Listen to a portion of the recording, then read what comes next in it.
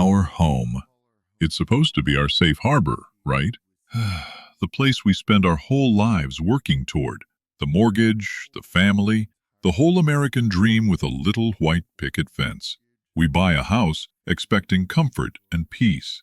But what happens when that dream goes sour? What happens when your sanctuary turns into a battleground and the people you least suspect, your neighbors, become the enemy? Worse still, what if the folks who are supposed to protect you are the ones causing the real damage? That's the nightmare scenario that unfolded for these 5 people when they were targeted by the neighbors living right next door. Number 1, Machete Man. The common advice, silence is golden, often dictates life in shared apartment buildings. But for James Svengross, living below his neighbor Twain Thomas, led to a volatile situation where even the smallest sounds, like music or a dog barking, were intolerable. This tension created a ticking time bomb that finally exploded one February morning. The history between the two men was already fraught. On a previous New Year's Eve, loud music from James's unit provoked Twain. Twain first tried to break down James's locked door and then repeatedly banged on it. When the in-person attempt failed, Twain called the police to report a noise violation. Annoyed, James retaliated after the police left by turning his music up even louder. The conflict escalated dangerously. Twain successfully broke into James's apartment a second time while James was asleep. Twain tackled him, pinning him to the ground and punching him in a series of manic strikes. When authorities arrived, Twain was cooperative and was not arrested for the assault. Instead, James received a citation for allegedly vandalizing Twain's vehicle in response to the attack. Following this incident, James and his girlfriend Kayla purchased a handgun for self-defense. Twain temporarily shifted his focus to his next-door neighbors, Richard and Kelly. He confronted Kelly in the hallway, attempting to intimidate her into silencing her small dog. It was clear that no level of quiet would satisfy him. The final, fatal confrontation began on an early February morning. After receiving notice that his disability benefits would be cut, Twain suffered a mental breakdown. James and his girlfriend were woken by the sounds of Twain smashing glass and destroying items inside his own apartment. James then heard Twain break into Richard and Kelly's unit. Unseen by James, Twain was wielding a machete and ranting about their dog. Richard grabbed one of his decorative living room swords in a desperate attempt to defend himself and Kelly. After a misplaced swipe at the dog, Twain realized his true target was his downstairs neighbor. Twain descended the stairs toward James's apartment. James, having already turned on his camera to record the disturbance for a noise complaint, was utterly unprepared for what followed. Twain began chopping through James's front door with the machete. James fired his handgun once. With Twain still on his feet, James was forced to shoot 2 more times. As Twain fell, he passed the camera, knocking it off its stand. Number 2. Oven roasted. In a sprawling mobile home park, 2 new neighbors, Brett Smith and William Perry, became uneasy acquaintances. 41-year-old Perry, a twice-divorced ex-Marine turned hairdresser, was a stark contrast to Brett Smith, a professional handyman and first-time solo homeowner in his 30s. They would left interests. After a few months of home remodeling, tension developed between the two. The feud intensified when Brett's friend Chris befriended Perry, creating a rift in Chris and Brett's friendship. The rivalry soon became physical. After a verbal exchange about remodeling debris, Perry hit Brett on the head with a wooden plank. Though Brett's mother Judy advised him to move, Brett was already emotionally attached to his new home. Perry was dealing with his own pressures. Unpaid child support forced him to take a night job. In a rash attempt to avoid brain fog while working, he stopped taking his bipolar medication. It was during this period that Brett's property was vandalized. His tires were slashed, his electric meter was smashed, and his oil tank was punctured. The conflict reached a fatal peak on the afternoon of October 3, 2008. Brett was preparing to visit his mother's house for dinner. Neighbors noticed a very heated argument taking place inside Brett's mobile home doorway, with Perry acting more aggressive than usual. Earlier that week, Perry's ex-wife had forbidden him from seeing their children, until he paid the child support he owed. This stress dismantled the final threads of Perry's mental health, causing him to become explosively emotional. Brett Smith never arrived at his mother's home that evening. The next morning, Judy visited her son's home, finding his vehicle present but getting no answer at the door.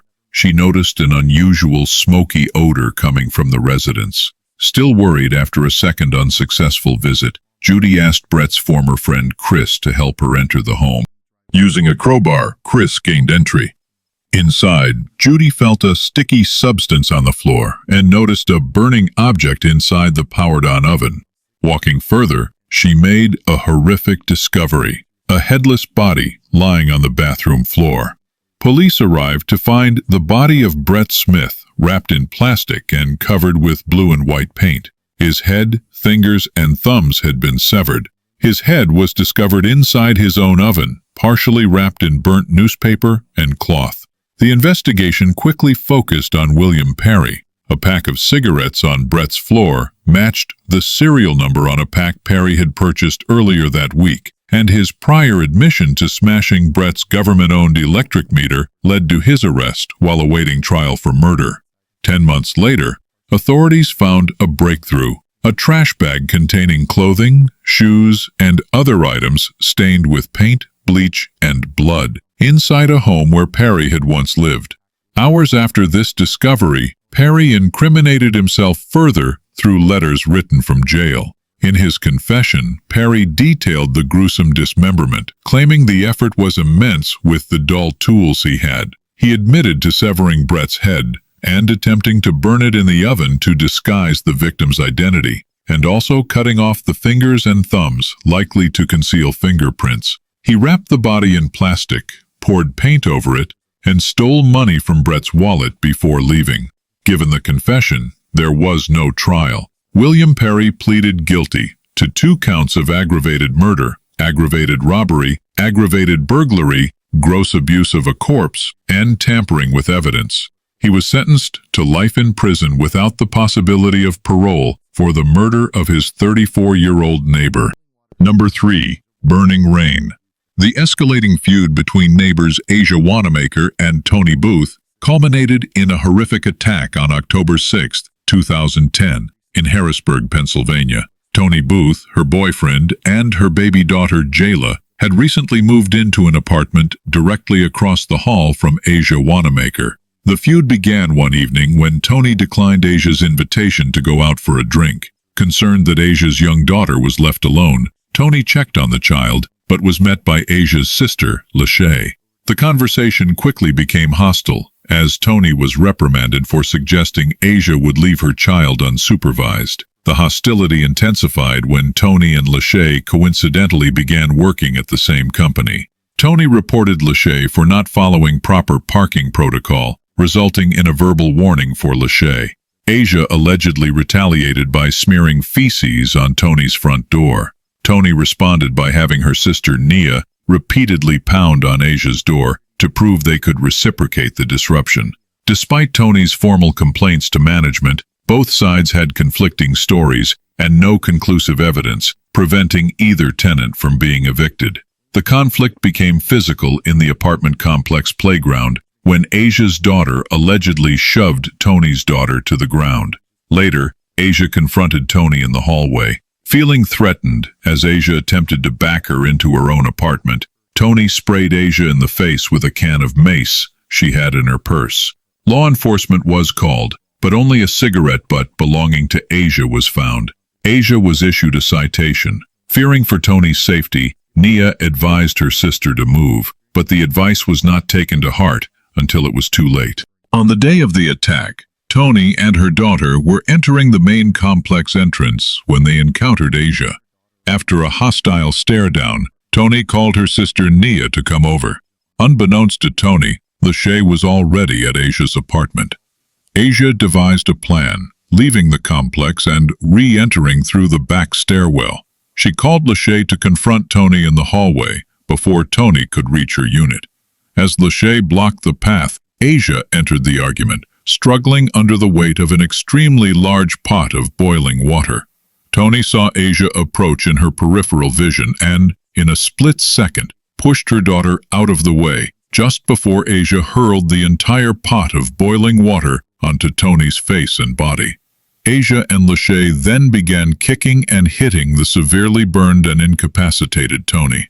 With the little strength she had left, Tony managed to grab her daughter, flee down a flight of stairs and collapse inside a neighbor's apartment.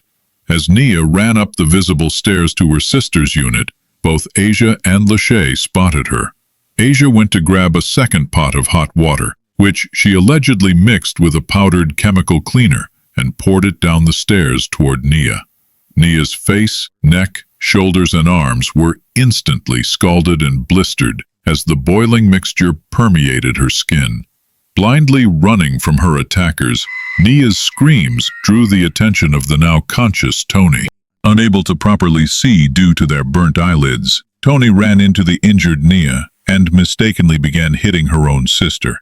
Both girls were then jumped and attacked a third and final time by Asia and Lachey before police finally arrived. The sisters were rushed to the emergency room and transferred to a specialty burn hospital. Nia sustained severe loss of skin and pigmentation on her face, neck, shoulders, and arms. Tony sustained second and third degree burns and was hospitalized for at least a week.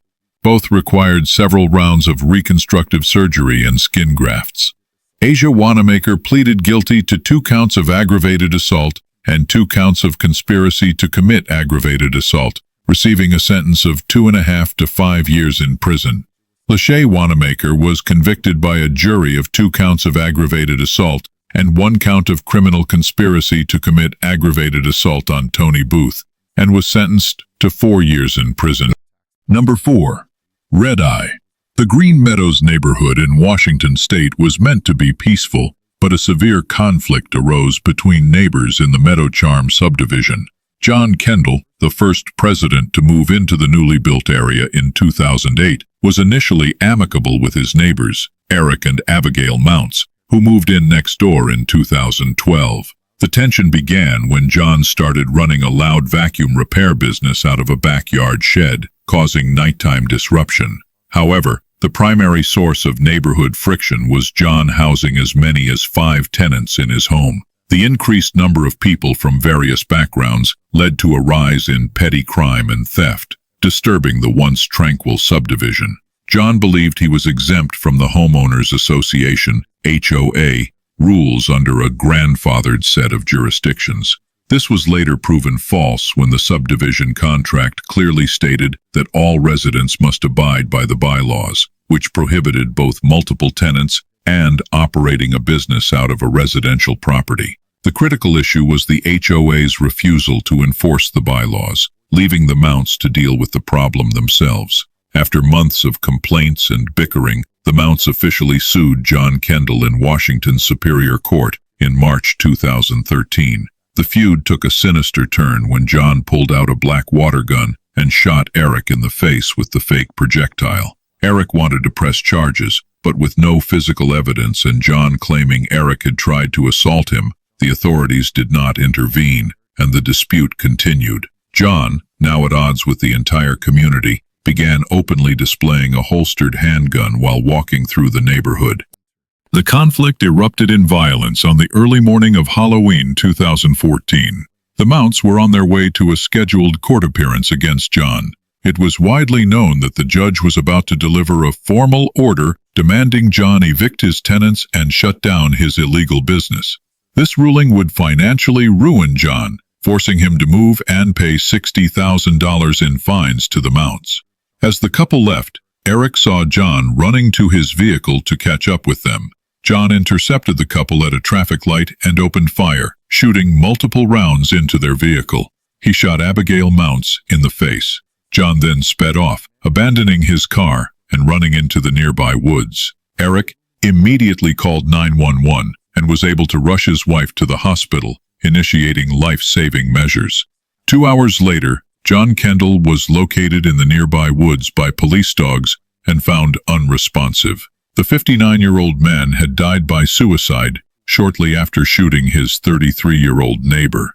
Investigators later confirmed they recovered 17 shell casings at the scene. Miraculously, Eric escaped unharmed. Abigail's most critical injury was the bullet that struck the right side of her face, resulting in the loss of her right eye. She underwent reconstructive surgery on her cheek and received an ocular prosthesis to replace her eye in 2015. Despite the severity of the attack, Abigail has since made a complete recovery. Number 5. Toxic friends.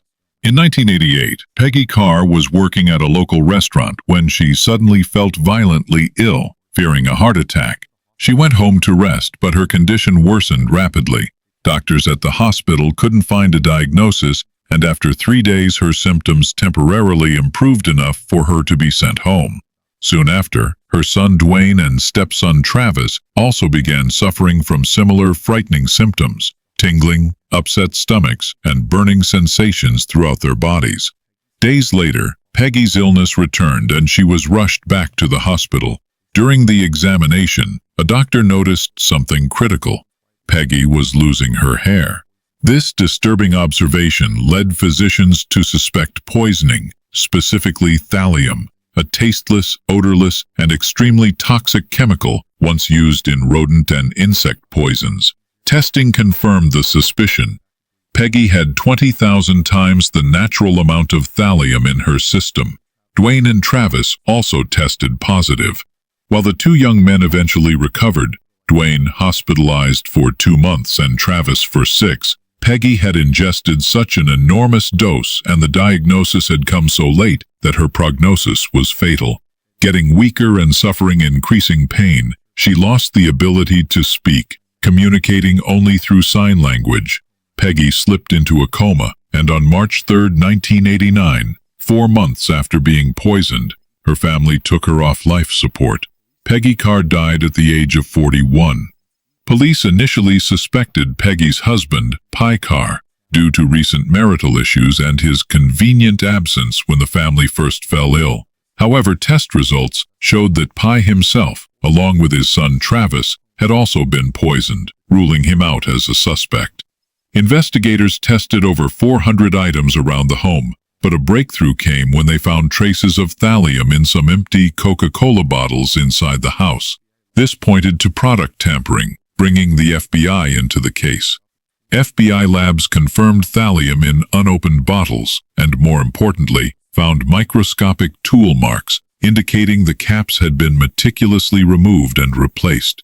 This time-consuming process suggested the tampering wasn't done at a bottling plant or grocery store, but by someone in private after purchasing the drinks. Oddly, no one in the Carr household could recall buying those particular bottles. Pi Carr eventually remembered the significant troubles he and his family had with their next-door neighbors, George Trepal, a computer programmer, and his wife Diana, an orthopedic surgeon. Diana frequently complained about noise from the Carr home, barking dogs, loud music, and anything else she found annoying. While most of the Carrs found George quiet and relatively nice, he was, apparently, just as annoyed as his wife, only much better at hiding it.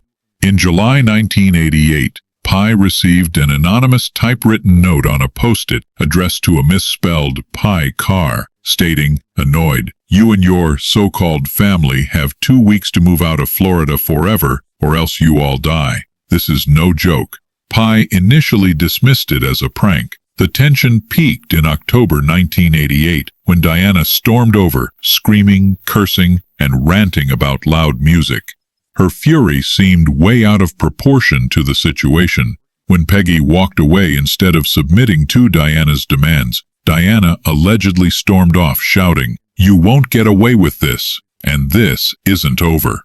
As detectives questioned neighbors about the poisoning, the quirky 42-year-old computer programmer, George Trepal, made several odd comments. When asked why someone would poison the Carrs, Trepal said the poisoner must have wanted the family to move away, a comment eerily similar to the anonymous note. Digging into his past, investigators discovered Trepal had spent 2.5 years in a Connecticut prison in the 1970s for his role as a chemist in a methamphetamine lab. Crucially, thallium was a byproduct of producing methamphetamine before it was banned. Investigators also learned that the Carr family dog had mysteriously fallen ill and lost its hair shortly before Peggy was poisoned. In a clever move, an undercover agent named Susan Gorick was assigned to befriend Trepal, posing as a member of his Mensa group. Trepal and his wife often hosted murder mystery weekends. Just 1 month after Peggy's death, the couple hosted a Mensa event with unsettling parallels to the crime. The book Trepal gave Susan contained a quote that read, "When a death threat appears on the doorstep, prudent people throw out all their food and watch what they eat. Most items on the doorstep are just a neighbor's way of saying, 'I don't like you, move or else.'" In December 1989, Trepal rented his home to Susan after he and his wife decided to move to Florida. Posing as a woman fleeing a fabricated abusive husband, Susan convinced Trepal that she was divorcing him. At one point, George shockingly suggested she poison her fake husband to get what she wanted from the settlement. The day Trepal handed Susan the keys, officers scoured the house. In a detached garage, they discovered a small bottle containing residue of thallium nitrate. Susan then met with Trepal to discuss the matter, recording their entire conversation without his knowledge, which further incriminated him. Police traveled to Florida to arrest him.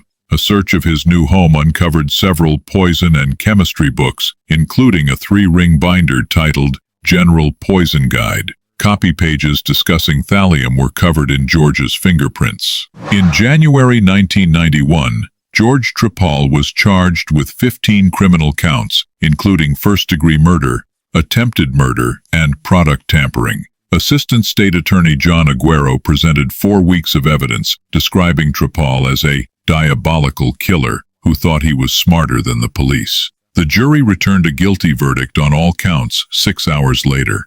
George Trepal was sentenced to death on March 6, 1991, 3 days after the second anniversary of Peggy Carr's death. According to a jury member, Trepal was, as his verdict was read. He remains on death row today.